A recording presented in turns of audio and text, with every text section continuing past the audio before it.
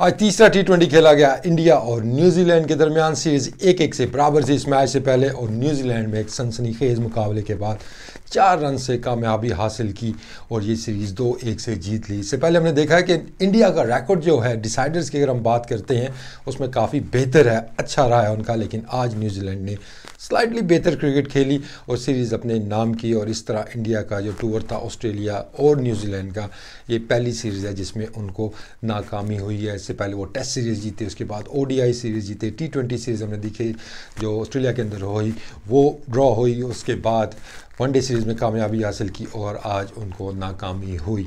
आज हैमिल्टन में ये मैच खेला गया और टॉस जीता रोहित शर्मा ने और पिच के ऊपर शायद वो जो घास देखा उन्होंने और उसको देखते हुए पहले बॉलिंग करने का फैसला किया। और अक्सर टीमों को ये घास थोड़ा सा धोखा दे जाता है हैमिल्टन की पिच का। Normally is very good to bat on. इसके स्टैट्स पे अगर आप देखते हैं, रिकॉर्ड्स देखते हैं, यहाँ पे बड़े रन्स बनते हैं स्पेशली पहली बैटिंग के अंदर। तो शायद इंडियन टीम ने सोचा होगा एक तो वो चेज़ अच्छा कर लेते हैं, दूसरा जो पिच के ऊपर थोड़ा सा घास नज़र आ रहा था उसको देखते हुए एडवांटेज लेना चाह रहे थे। लेकिन उसके बाद जो ओपनिंग स्टैंड हमने देखा मनरो और साइफर्ट के दरमियान, ज़बरदस्त उन्होंने बैटिंग की। 80 रन ऑलमोस्ट उन्होंने पहले 7.5 ओवर्स में ही कर लिए थे, तो एक अच्छा एक स्टार्ट, एक मोमेंटम अपनी टीम को दे दिया था। और जब अपने बॉल से विकेटें नहीं आपको मिलती हैं तो फिर हमने देखा कि अक्सर ऐसी ही सिचुएशन आती है। भुवनेश्वर कुमार को भी आज उतनी सक्सेस नहीं मिली। उसके बाद खलील आज दोबारा उन्होंने स्ट्रगल की, काफ़ी वो एक्सपेंसिव रहे नए बॉल के साथ भी और उसके बाद पुराने बॉल के साथ भी हमने देखा उसमें। बाकी जितने भी न्यूजीलैंड के बैट्समैन आए सब ने कंट्रीब्यूट किया और अच्छे एक स्ट्राइक रेट से खेले हैं, चाहे आप विलियमसन की बात करें या उसके बाद ग्रैंडहोम आए या टेलर आए, जितने भी बैट्समैन आए उन्होंने अच्छे स्ट्राइक रेट से खेल रहा। कॉलिन मनरो उनका one of the favourite ground, ये आप कह सकते हैं कि काफ़ी यहाँ पे वो रन्स करते हैं और आज भी उन्होंने एक्सप्लोसिव बैटिंग की, 72 रन्स बनाए हैं।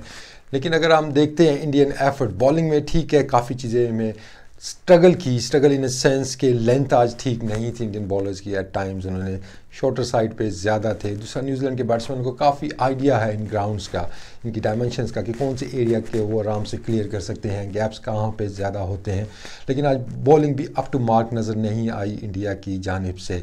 और उसके बाद जो सबसे बड़ी डिसअपॉइंटमेंट नज़र आई वो थी इंडियन फील्डिंग। आज अगर कैचेस जितने ड्रॉप हुए हैं, मनरो के कैचेस ड्रॉप हुए और मिस फील्ड भी काफ़ी हुई है, तो ये कोई भी चीज़ आज इंडिया के हक में नहीं गई, स्पेशली जब वो बॉलिंग कर रहे थे। तो उसके बाद अगर मनरो जैसे बैट्समैन को चांसेस मिलेंगे तो ऑब्वियसली वो तो आपको फिर मारेगा ही।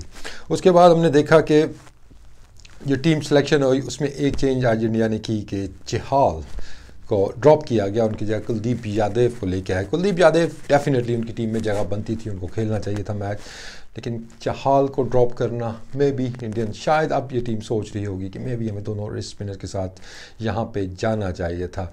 आइडियल सिनारियो अगर हम देखते हैं तो अगर पिच के ऊपर घास था और आपने पहले बॉलिंग ही करनी थी तो एक जो चीज़ की कमी नज़र आई कि एक ऑलराउंडर की कमी नज़र आई या एक जेन्युइन सीमर की हमें कमी नज़र आई यहाँ पे, क्योंकि घास वाली पिच के ऊपर रिस्ट स्पिनर्स ज़्यादा इफेक्टिव हो सकते हैं बनस्बत के फिंगर स्पिनर के।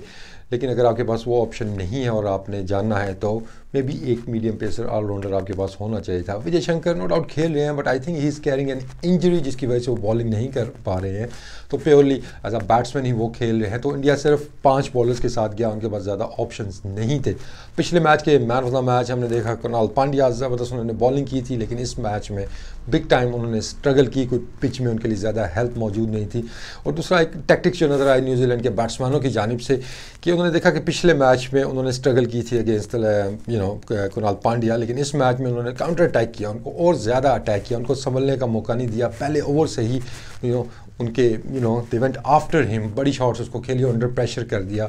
हार्दिक पांड्या पूरी सीरीज़ में अगर आप देखें तो बॉलिंग में स्ट्रगल उन्होंने की है, लेकिन आज थोड़ा मैं कहूँगा अनलकी रहे कि उनकी बॉलिंग के ऊपर मिस फील्ड भी हुई, कैचेस भी ड्रॉप हुए, तो थोड़ा सा वो अनलकी रहे हैं। Kuldeep Yadav once again brilliant, उसने शो किया कि वाई रैंकिंग अगर आप उनकी देखते हैं T20 क्रिकेट के अंदर तो वाई ही सिटिंग देयर।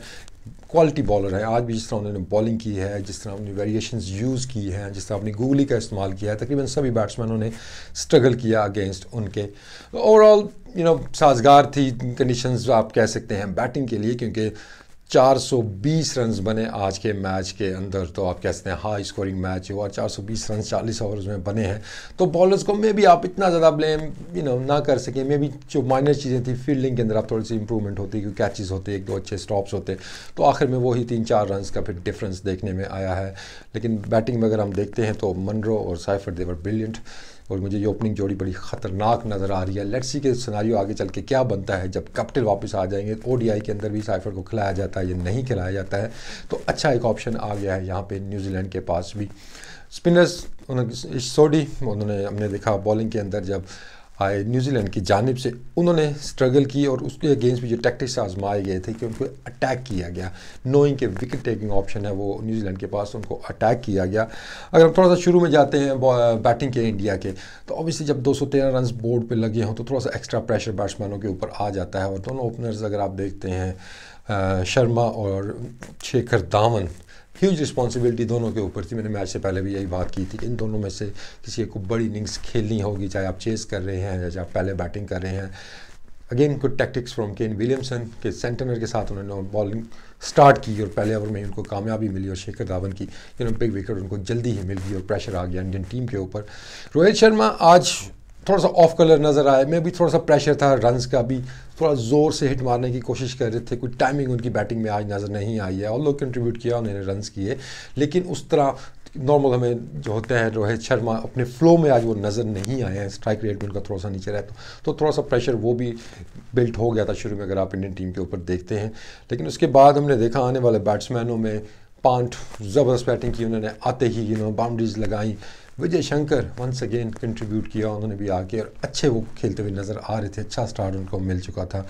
लेकिन इन बैट्समैन जितने भी नए बैट्समैनों को चांस मिल रहा है, इनको एक चीज़ समझनी होगी कि अगर आपने इंडिया की इस स्ट्रॉन्ग बैटिंग लाइनअप के अंदर जगह बनानी है तो फिर आपको 30-40 वाला बैट्समैन नहीं बनना पड़ेगा, आपको बड़े रन्स करने होंगे। T20 की अगर हम बात करते हैं 70-80 रन की आपको इनिंग्स खेलनी होगी, क्योंकि जो स्टैंडर्ड सेट हुआ है अगर आप देखते हैं टॉप ऑर्डर का इंडियन बैटिंग लाइनअप का, तो उसमें से अच्छा स्टार्ट जब इन बैट्समैनों को मिलता है तो कन्वर्ट करते हैं उसको। तो हमने देखा है कि पांट को भी हमने देखा है, उसके बाद शंकर को भी देखा है कि इनको स्टार्ट अच्छे मिल जाते हैं, लेकिन उसको कन्वर्ट करने में इनको प्रॉब्लम हो रही है। तो एक मौके पर ऐसा लग रहा था कि शायद India completely out of the match हो गया है जब धोनी की विकेट भी गिरी थी।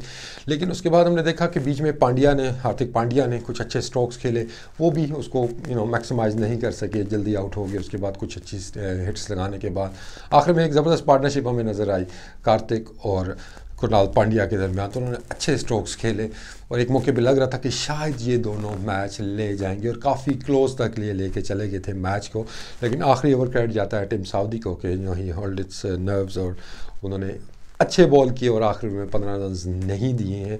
कार्तिक ने कुछ अच्छे शॉट्स खेले, उसमें हमने पांड्या को भी देखा कि उन्होंने अपना स्किल शो की कि not only he can ball he can bat also. तो इंडिया के लिए सेटिस्फाइड चीज़ होंगी कि अच्छे कुछ पॉजिटिव्स भी उनको इस मैच से नज़र आए हैं। अगर हम बॉलिंग में देखते हैं न्यूजीलैंड की तरफ से, तो न्यूजीलैंड के पास अगेन जो मैं पहले बात कर रहा था कि ऑप्शन मौजूद थे छठे बॉलर के, और उन्होंने 4 फास्ट बॉलर्स यूज़ किए। स्पिनर्स सेंटनर ने पहला ओवर किया, लेकिन वो पूरे 4 ओवर अपने नहीं किए, इस सोडी स्ट्रगल कर रहे थे, उनको भी हटा दिया। तो वो मीडियम पेसर्स के ऊपर आए और दे responded well under the circumstances. एक ऑप्शन जब आपके पास मौजूद होता है, जब स्पिनर स्ट्रगल कर रहे हैं तो आप मीडियम पेस के ऊपर आ जाते हैं। लेकिन इंडिया के पास ये लग्जरी मौजूद नहीं थी कि जब कृणाल पांड्या को हिटें लग रही थी, उसके बाद कोई ऐसा और बॉलर नहीं था जिसकी तरफ रोहित शर्मा जा सकते, तो वहाँ पर थोड़ा सा एक चीज़ लैक की। और आज क्रेडिट जाता है न्यूजीलैंड को, थोड़ा सा बेहतर प्लानिंग के साथ वो खेले, बैटिंग के अंदर बेहतर अप्रोच के साथ खेले, और मनरो आज वो नज़र आए, चांसेस उनको मिले, लेकिन जब वो ऊपर से उन्होंने फायर किया तो उसके बाद आने वाले बैट्समैनों की लाइफ वैसे ही ईजी हो गई थी। तो इंडिया अगर ये सीरीज़ भी जीत लेते तो उनके लिए एक परफेक्ट टूर हो जाता डाउन अंडर का, कि वो ऑस्ट्रेलिया के अंदर सारी चीज़ें जीते, एक चीज़ ड्रॉ हुई, उसके बाद न्यूजीलैंड में भी आए, दोनों सीरीज़ वो जीत के जाते, चांसेस मिले उनको। लेकिन credit goes to the New Zealand कि जिस तरह उन्होंने कम बैक किया है, क्योंकि ये सीरीज़ बड़ी इंटरेस्टिंग हुई है कि इसके अंदर कोई फेवरेट नहीं था मैच से पहले मैच में हमने देखा कि न्यूजीलैंड ने आउट क्लास किया इंडिया को, उसके बाद दूसरे मैच के अंदर बआसानी कामयाबी हासिल की थी इंडिया की टीम ने। तो इस मैच में स्टार्ट होने से पहले कोई भी ये नहीं कह सकता था कि फेवरेट कौन होगा इस मैच को जीतने के लिए, और एग्जैक्टली वैसा ही हुआ। नेक टू नेक मैच आखिर तक गया, लास्ट ओवर तक मैच गया, दोनों टीमों ने अच्छी क्रिकेट खेली है और काफ़ी एक क्लोज फिनिश हुई। तो मैच देखने का मज़ा आया, आई एम श्योर आपको भी देखने का मज़ा आया होगा।